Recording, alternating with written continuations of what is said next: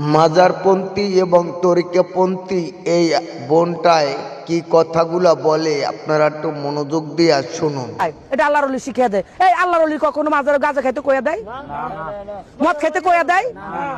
এই বলৎকার করে মসজিদের মধ্যে, বলৎকার করে মাদ্রাসার মধ্যে। কিছুদিন আগে আপনারা দেখছেন না ইউটিউবে যে শরীয়তের এক আলেম, তিনি হলে মসজিদের ভিতরে 11 বছরের এক বাচ্চা দর্শন করছে।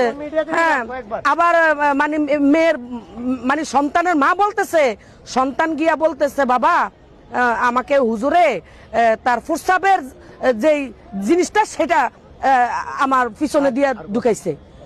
তাহলে তোরা যে কত বড় খারাপ, এই জালিমের বাচ্চারা, তোরা যে কত বড় খারাপ। তোরা একটা শিশু বাচ্চাকে তোরা ছাড় দাস না, আর তোরা আল্লাহর অলিকে তোরা ছাড় দিবি কি করে? তোরা তো কিছুই মানুষ না, তোরা মা বোন সন্তান, শিশু সন্তান কি বুঝে? হ্যাঁ, এবং তোরা এই যে অলি আল্লাহ দরবারে তোরা বলস গাঁজা খায় মদ খায়। অলি আল্লাহ দরবারে গাঁজাও খায় না মদ খায় না, যার যার ব্যক্তিগত ব্যাপার। অলি আল্লাহরা কখনো শিখাইয়া দেয় না।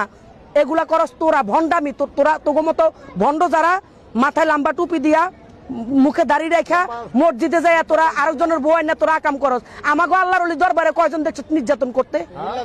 হ্যাঁ, কয়জন দেখছস আল্লাহর ওলি দরবারে এই বলৎকার করতে?